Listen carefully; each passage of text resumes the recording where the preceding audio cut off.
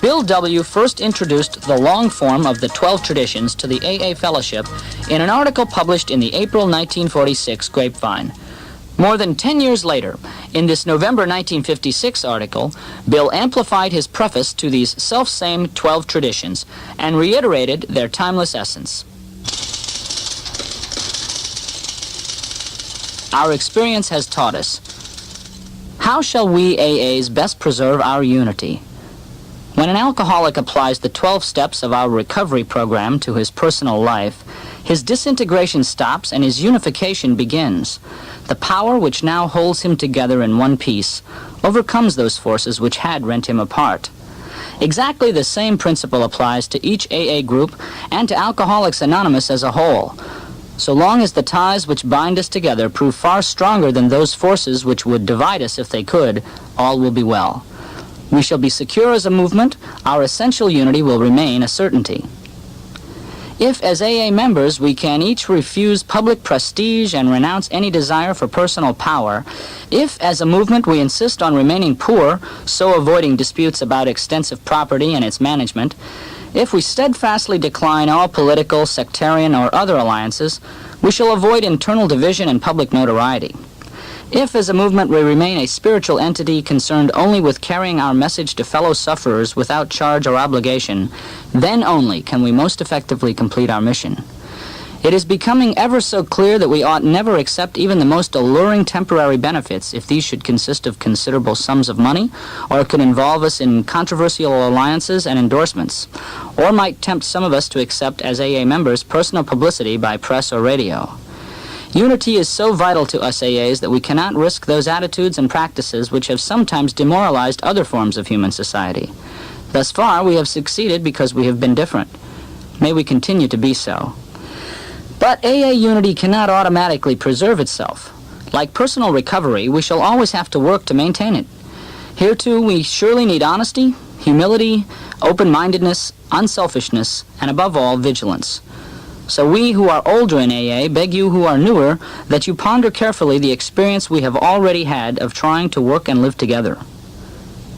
We would like each AA to become just as much aware of those disturbing tendencies which endanger us as a whole as he is conscious of those personal defects which threaten his own sobriety and peace of mind. For whole movements have before now gone on benders too. The 12 points of AA tradition, reproduced herein, is our first attempt to state sound principles of group conduct and public relations. As one of the originators of AA, I was asked to publish these points together with supporting articles serially in our principal monthly journal, the AA Grapevine. Many AAs already feel that these 12 traditions are sound enough to become the basic guide and protection for AA as a whole, that we ought to apply them as seriously to our group life as we do the 12 recovery steps to ourselves individually. Of this, it will take time to tell. May we never forget that without permanent unity, we can offer little lasting relief to those scores of thousands yet to join us in their quest for freedom. Nobody invented Alcoholics Anonymous. It grew. Trial and error has produced a rich experience. Little by little, we have been adopting the lessons of that experience, first as policy and then as tradition. That process still goes on, and we hope it never stops. Should we ever harden too much, the letter might crush the spirit. We could victimize ourselves by petty rules and prohibitions. We could imagine that we had said the last word. We might even be asking alcoholics to accept our rigid ideas or stay away. May we never stifle progress like that. Yet, the lessons of our experience count for a great deal. We now have had years of vast acquaintance with the problem of living and working together.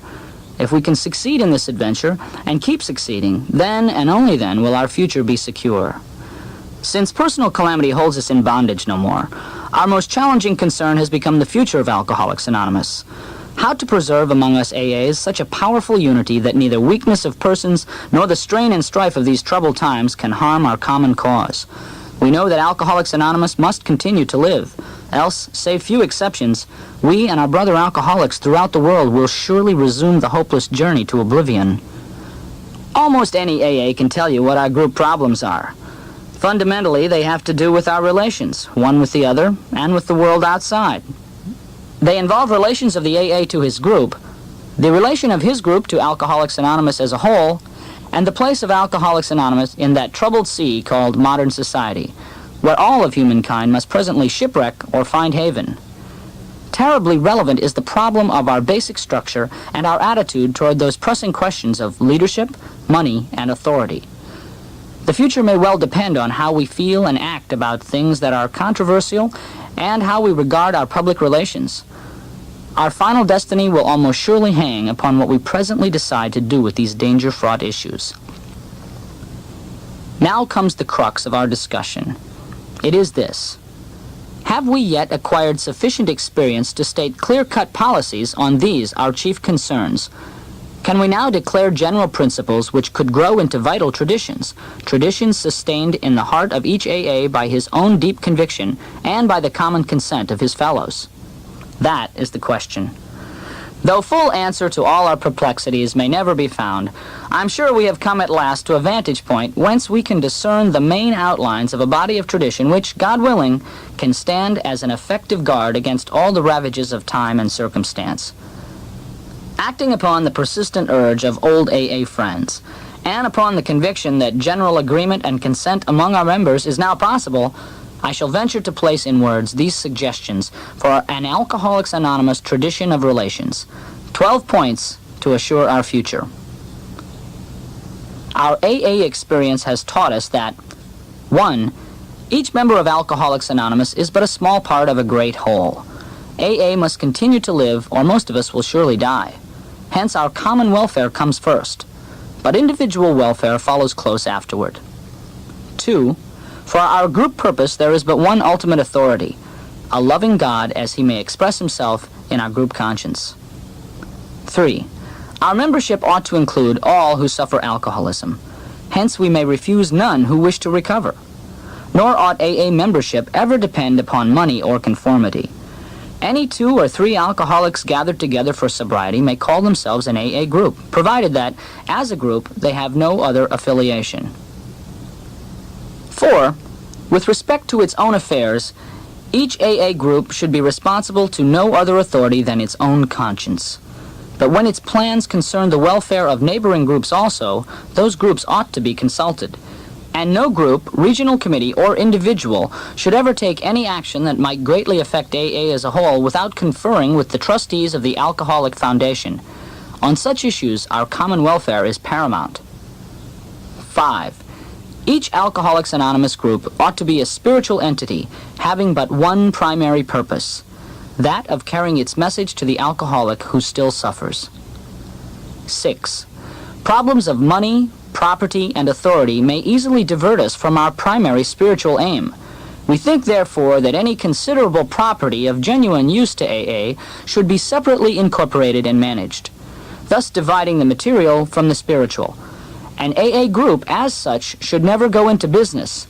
Secondary aids to AA, such as clubs or hospitals, which require much property or administration, ought to be incorporated and so set apart that, if necessary, they can be freely discarded by the groups.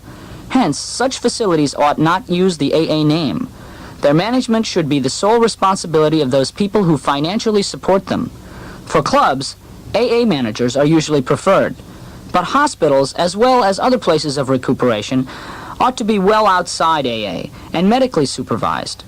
While an AA group may cooperate with anyone, such cooperation ought never go so far as affiliation or endorsement, actual or implied. An AA group can bind itself to no one. 7. The AA groups themselves ought to be fully supported by the voluntary contributions of their own members. We think that each group should soon achieve this ideal, that any public solicitation of funds using the name of Alcoholics Anonymous is highly dangerous, whether by groups, clubs, hospitals, or other outside agencies, that acceptance of large gifts from any source or of contributions carrying any obligation whatever is unwise. Then, too, we view with much concern those AA treasuries which continue, beyond prudent reserves, to accumulate funds for no stated AA purpose. Experience has often warned us that nothing can so surely destroy our spiritual heritage as futile disputes over property, money, and authority. 8. Alcoholics Anonymous should remain forever non-professional. We define professionalism as the occupation of counseling alcoholics for fees or hire. But we may employ alcoholics where they are going to perform those services for which we might otherwise have to engage non-alcoholics. Such special services may be well recompensed, but our usual AA 12-step work is never to be paid for. 9. Each AA group needs the least possible organization. Rotating leadership is the best. The small group may elect its secretary, the large group its rotating committee, and the groups of a large metropolitan area their central or intergroup committee, which often employs a full-time secretary. The trustees of the Alcoholic Foundation are, in effect, our AA General Service Committee. They are the custodians of our AA tradition and the receivers of voluntary AA contributions, by which we maintain our AA General Service Office at New York. They are authorized by the groups to handle our overall public relations, and they guarantee the integrity of our principal journal, the AA Grapevine. All such representatives are to be guided in the spirit of service, for true leaders in AA are but trusted and experienced servants of the whole. They derive no real authority from their titles. They do not govern. Universal respect is the key to their usefulness. 10. No AA group or member should ever, in such a way as to implicate AA, express any opinion on outside controversial issues, particularly those of politics, alcohol reform, or sectarian religion. The Alcoholics Anonymous groups oppose no one. Concerning such matters, they can express no views whatever. 11. Our relations with the general public should be characterized by personal anonymity. We think AA ought to avoid sensational advertising. Our names and pictures as AA members ought not be broadcast, filmed, or publicly printed. Our public relations should be guided by the principle of attraction rather than promotion. There is never need to praise ourselves. We feel it better to let our friends recommend us. 12. And finally, we of Alcoholics Anonymous believe that the principle of anonymity has an immense spiritual significance. It reminds us that we are to place principles before personalities, that we are actually to practice a genuine humility. This to the end that our great blessings may never spoil us, that we shall forever live in thankful contemplation of Him who presides over us all. Having listened now to the long form of the 12 traditions, we will let the short form of each tradition introduce the articles that follow. Adopted as AA's legacy of unity at the first International Convention in Cleveland in 1950, the short form discloses the very heart of each tradition. Tradition 1. Our common welfare should come first.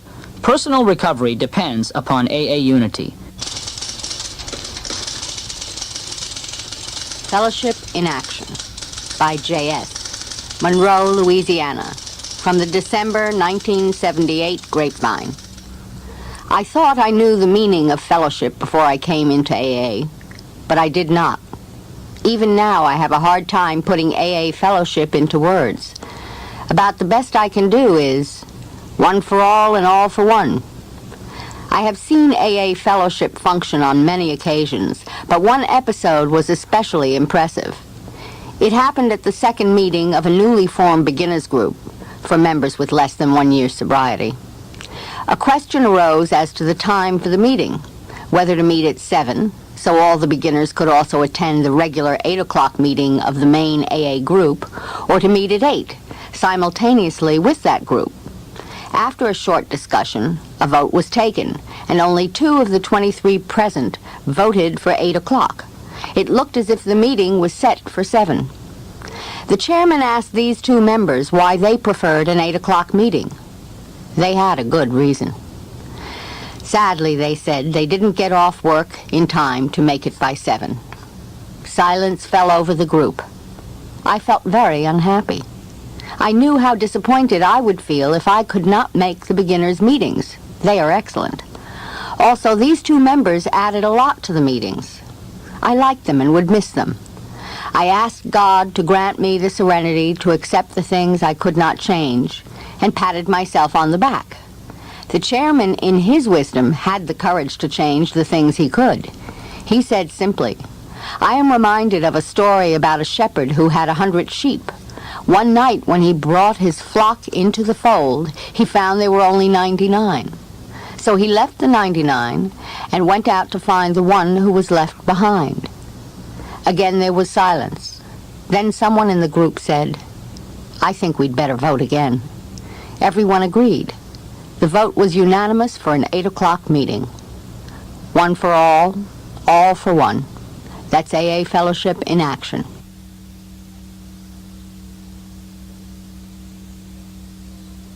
Tradition 2. For our group purpose there is but one ultimate authority, a loving God as he may express himself in our group conscience. Our leaders are but trusted servants. They do not govern.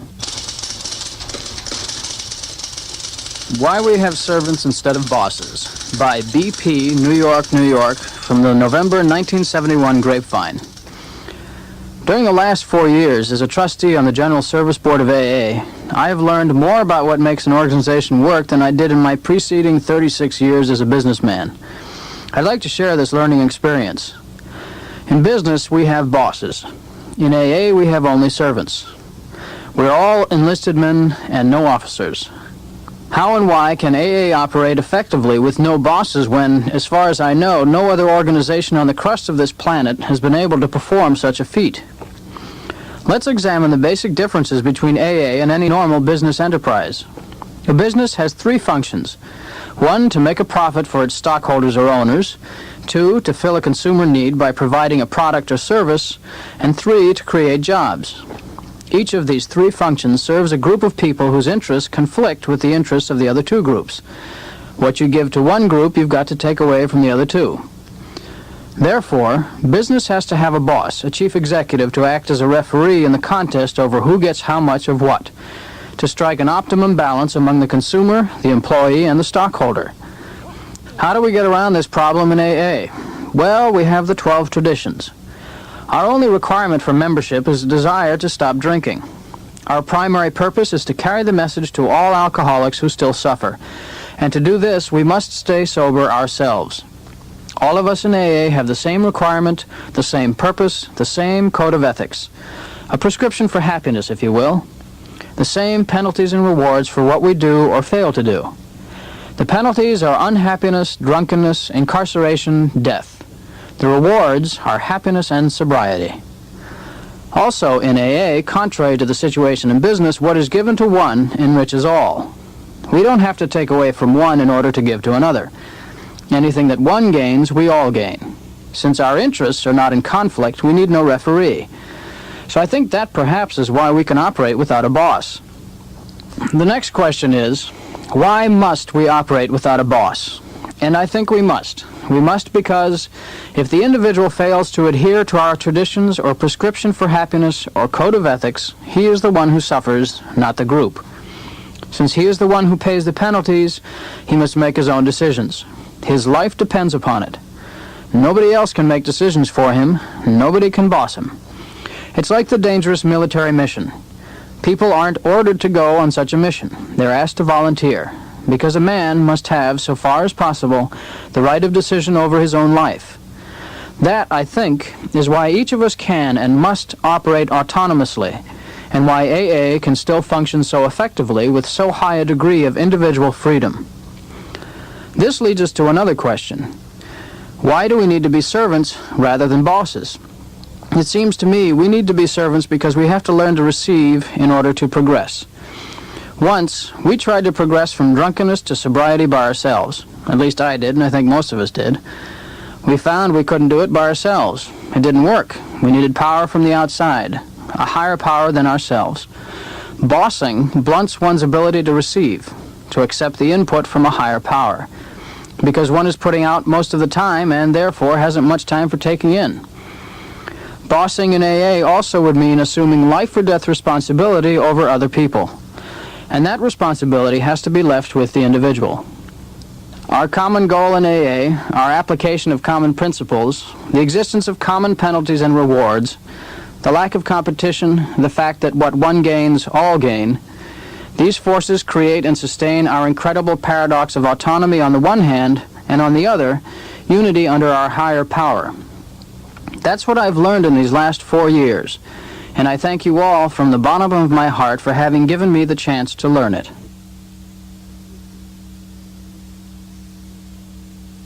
Tradition 3.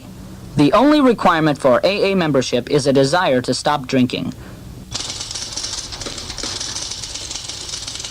You mean just let anybody in? By B.L., New York, New York, from the September 1976 Grapevine. A jailbird, mental case, narcotics addict, homosexual, and alcoholic. The old fellow said he was all of these. After talking with him for about an hour in New York's old 41st Street clubhouse, some fellow members and I agreed with him. The problem was, did he belong in AA? He was sarcastic, arrogant, and vulgar. He badly needed medical attention, a bath, legal help, food, clothing, and a flop. But we could not provide those. Shouldn't we refer him away somewhere? Before we did, though, we decided to ask the longest sober AA we knew. We telephoned him at home and described the case. Old-timer was silent for a while before saying, "Well, did you say that in addition to all these other things, the guy's a drunk?" "Oh, yes," we assured him. "No doubt of that." Silence again. "If he's a drunk," the old-timer finally drawled, "I suppose that's all we can ask. Don't you fellas think so?" Suddenly, it seemed so very, very clear. Of course the man deserved AA help. Simply being a drunk who turned up gave him the right to share in what had been so freely given us. What gave us the right to be stingy? It was early in 1945 when that little scene occurred. I was newly sober, trying to do my first 12th stepping. It was at least a year before the Grapevine was to carry Bill W.'s article, 12 Suggested Points for AA Tradition, to assure our future, summarizing the experiences on which our traditions were later to be based. But the principle of inclusiveness of membership, not exclusiveness, already seemed right in practice. I think it's one of the glories of AA that the principle has endured as Tradition 3. The only requirement for AA membership is a desire to stop drinking. I wonder why we slip away from it from time to time. Why do I find myself fudging on it in ways that could undermine the idea? Two things have lately brought that tradition to mind. One is the growth of special purpose meetings. The other is the large number of newcomers, sometimes referred to a group by a court or an employer or some other non-AA institution. Neither forming special groups nor coercing people into attending AA is a new development. Stag groups, meetings for women only, for doctors, for young people, for movie stars, and for policemen got going in the 1940s. Alcoholic patients at Rockland State Hospital, inmates of San Quentin Prison, and employees of DuPont and Kaiser were required to go to AA meetings in the 1940s, too. Many people got and stayed sober as a consequence of both developments.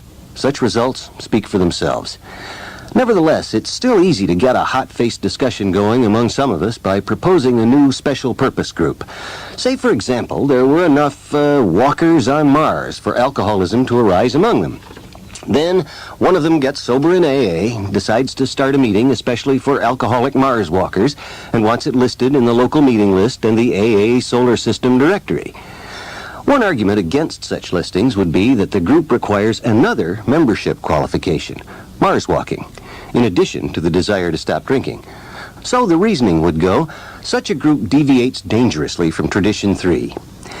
You can supply for yourself the pros and cons of the ensuing debate and perhaps find this a useful intellectual exercise. With individual and group autonomy so prized among us, my own conclusion is, I confess, live and let live. Let them have any kind of AA meeting they want. Who am I to take their inventory? What they do does not interfere with my trying to be the best AA I can. In daily practice, I have to use this tradition just as it was used to protect my own right to claim AA help. That is, the tradition tells me that there is no justification whatsoever for my withholding the hand of AA from anybody with a drinking problem merely because of the way I feel about some other attribute of the prospect. Pill takers, court referrals, disruptive kids, lechers, and all other persons with a drinking problem have a legitimate claim to be welcome to AA. They do not have to be pure alcoholics or charming people or low bottoms or monogamists nor meet any other requirement. They don't even have to stay sober or do anything else I want them to do. My 12th stepping is done for my own benefit, isn't it? Not for the egotistical satisfaction of changing someone else's life. The challenge is for me to be sufficiently creative in my use of empathy. Isn't it the application of empathy that distinguishes AA from most other approaches to alcoholism? If I'm not, I can deprive our fellowship of marvelous members and myself of enriching friendships. My opinion of a newcomer's manners, sexual style, sincerity, and responsiveness is irrelevant. No one could be phonier than I was in AA for a long time. Who sent the person to us, which non-AA help the person uses, and what other problems may possibly be involved are none of my business. It was 7 years after I first came to AA that I finally stopped drinking. Anybody knowing me would have predicted I would be anything but an asset to the fellowship. I'd be a real handicap. I was obnoxious. Yet, I did have a desire to stop drinking, and you kept taking my hand. How can I possibly not do the same?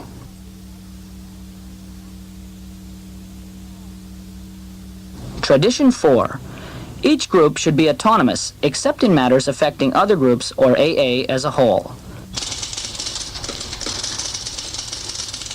The Group Conscience in Action by H.A. and J.M., San Francisco, California, from the December 1977 Grapevine.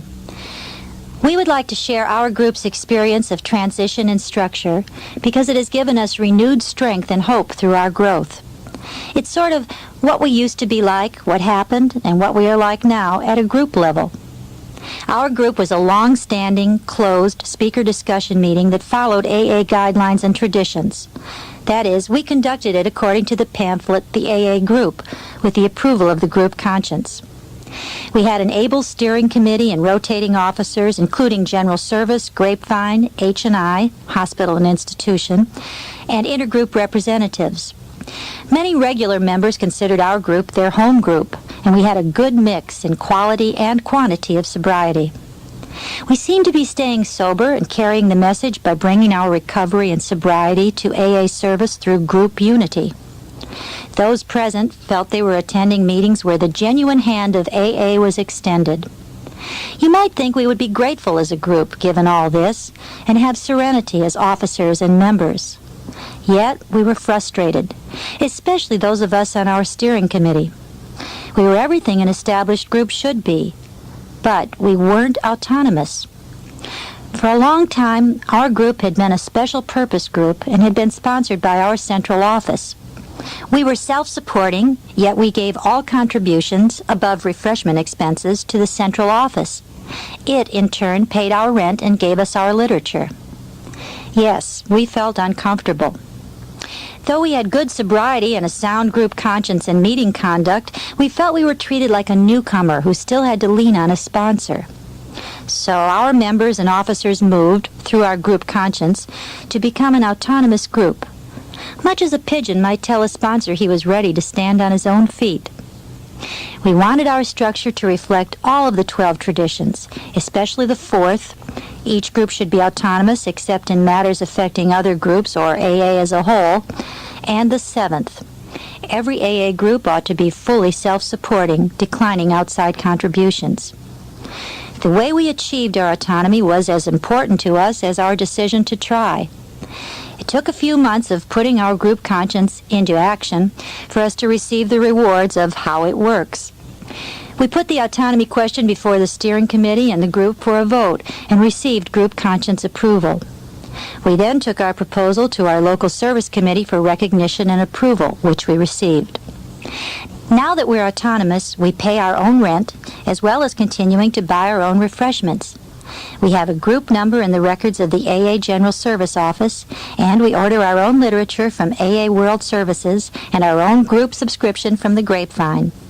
We handle our own contributions following the 60-30-10 recommendation, 60% to our central office, 30% to GSO, 10% to our area General Service Committee. We now feel we are truly a group and not just a meeting. Nothing has drastically changed in our meeting conduct or our ability to carry the AA message, but our group's new attitude, knowing just who we are, has made us feel very much a part of the sober structure of Alcoholics Anonymous. We've brought our individual recovery to sober action through group unity. We feel it helps the fellowship as a whole each time a group matures this way. We've done a thorough house cleaning and taken a group inventory. Our informed group conscience is no longer frustrated, for it can now act autonomously on the decisions it reaches. We've put principles before personalities, and the AA traditions before local customs. Autonomy has made us feel more assured that the door we hold open to the alcoholic who still suffers, and that's the long-timer as well as the newcomer, is the true door of AA recovery and fellowship. To be sober members of an autonomous group in the Fellowship of Alcoholics Anonymous, we are truly grateful.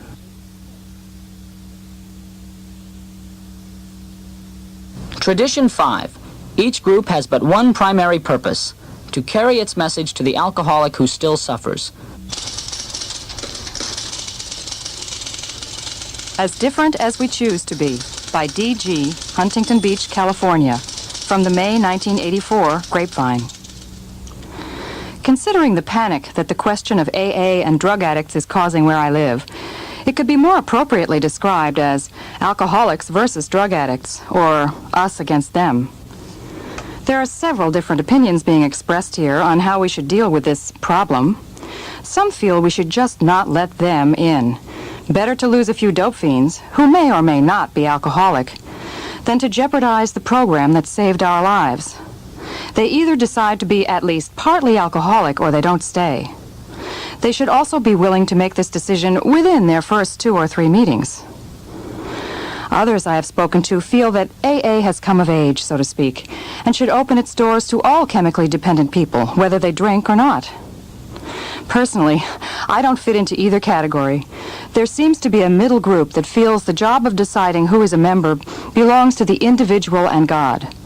There seems to be a great deal of anger in my area when discussing drug addicts and AA, and where I come from, that kind of anger is usually generated by fear. I would like to share one duly addicted AA member's experience and, because I can't help it, opinion. Dual addicts are different from pure addicts. They are also as different as they choose to be from pure alcoholics. I say this because it is my opinion that a dual addict is just an alcoholic who had chemical problems other than alcohol. It happens to be so in my case. I grew up in the 1960s. Hippies, peace marches, the Beatles, drugs in general, gurus, and finding yourself were in. I was not. Being completely inadequate in all areas had become almost a natural state for me. Then I found alcohol, peppermint schnapps to be exact, and life became a real possibility. I became an intellectual, glamorous, and witty 14-year-old alcoholic. From the first drink, which I never forgot, I knew that I had found the answer to all of life's problems. I just had to figure out how to drink enough to maintain superiority without getting arrested or killed. When I was 15, someone turned me on to pot. I was having trouble staying awake, so someone gave me whites. I could drink all night and still be standing.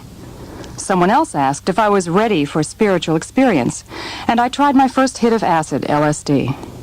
Heroin was suggested. I was available. I continued to drink and indulge myself in whatever chemical came my way. In my mind, drinking and drugs were inseparable. It was a way of life. The point I'm trying to make is that from the time I was 15 years old, I exhibited all of the classic signs of an alcoholic. Blackouts, inability to predict my behavior, inability to have just one drink, etc. But I didn't know that. It was not cool to be a lush, and God knows we had to be cool. Some of my friends died being cool. And unfortunately for you, that's how I came into AA. Too cool. There's a statement of policy making the rounds in AA groups today that, considering my attitude and inability to accept my alcoholism, might have made it impossible for me to stay in Alcoholics Anonymous had it been used when I was new. It reads in part, "These newcomers are truly welcome here as members of our fellowship, provided their primary addiction is to alcohol, something they alone can decide. We ask only that when discussing their problems, they confine themselves to those related to their alcoholism." There's more to that statement, but it is that portion I would like to address myself to. I've already told you how difficult it was for me to admit my alcohol problem. I also had a serious attitude problem. If I was told to do something, I just couldn't do it. If I was told not to do something, it was absolutely essential that I do it. If I had been told, when I was new, that I couldn't talk about drugs in meetings, I would have had to talk about them all the time. If AA members then would have reacted as hostily as some do today, I would have said later.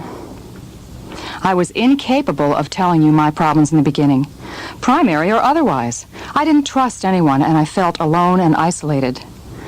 I will continue to thank God I came into an AA group that was spiritually fit enough that they did not find it necessary to censor my conversation or my actions in order to protect themselves. When I was new, I did talk about drugs, and I used a lot of four-letter words to do it. Somehow, my group managed to allow me the dignity to choose to change these things and the freedom to do it when I could, and not when they thought I should. I had finally found a place where, weird as I was accepted and encouraged to stay. I was given love and understanding beyond my comprehension. And when I got really wild, one of the old-timers would take me aside after the meetings and explain to me the damage I was doing, or could do, and suggest alternatives. In turn, I came to feel very protective of AA and of my group. I developed a real desire to be a contributing member of AA. I found that feeling different or having an edge on the other AA members by being an alcoholic addict was not appealing to me. I do not refer to myself as an alcoholic addict for the very reasons I mentioned in the beginning. I truly feel that I am an alcoholic who had problems with other chemicals, and if I participate in our program of recovery by practicing these spiritual principles in my life, it just doesn't occur to me to stick needles in my arm or smoke those funny cigarettes. I have found a great freedom in being one among many. I do, however, understand the need to identify. That's why I believe AA talk should never be censored. When I'm asked to speak at an AA meeting, I share my experience with drugs as part of my story. Because it is part of my story, just as children, 5 marriages, prison, and sleeping in parks are part of someone else's story. I wouldn't think of telling you not to share all of you with me. There seems to be a real tolerance of people in my home group.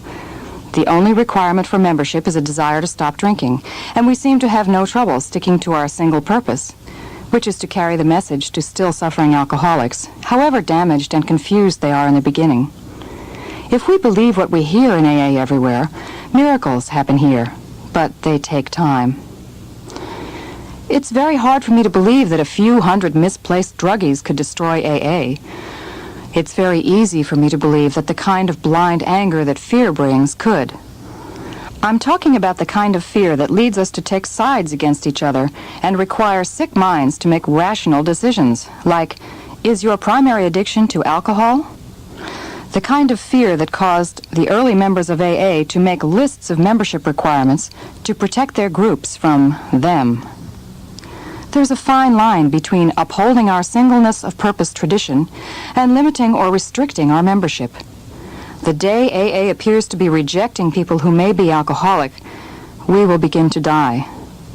The bottom line is, we are all we have. What good will it do us if, while defending our rights, we destroy AA?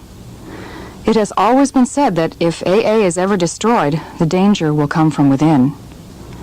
Can any of us survive without the fellowship of AA? I have a few ideas to share that might help. Since treatment facilities seem to be sending us so many people who, admittedly, have no alcohol problem, can we send letters to the administrators explaining what AA is, what we do and do not do, just as we send anonymity letters to newspapers and TV and radio stations? Could we, the members with a little time, remember that this might be such newcomers' only contact with AA, and treat them with tolerance and patience? Can we refer drug addicts to Narcotics Anonymous quietly after the meeting? Can some of us with dual addiction start NA meetings with some healthy recovery going on? Can we alcoholics who have chemical problems other than alcohol relinquish our uniqueness for the unity that puts our common welfare first? Can we remember that all people who suffer from alcoholism are welcomed in AA, even if they can't admit their problem? Can we remember that the changes did not occur overnight in any of us, and give the new ones a chance to want to change? May the power that presides over us all continue to do so.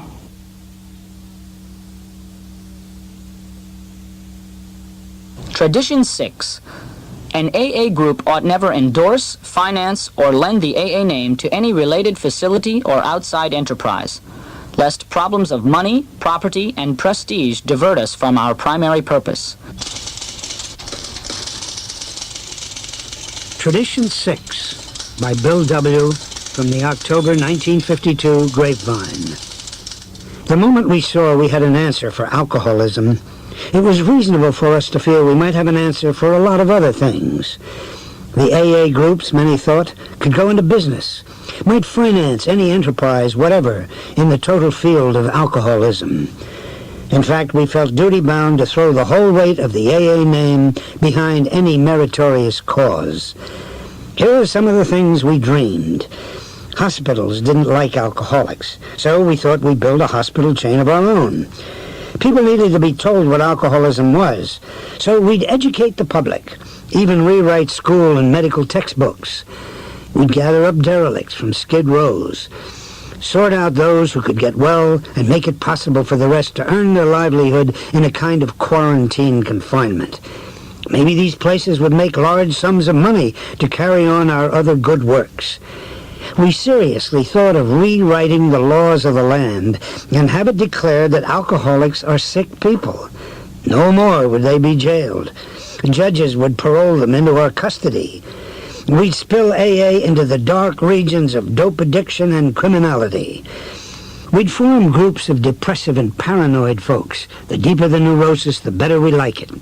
It stood to reason that if alcoholism could be licked, so could any problem.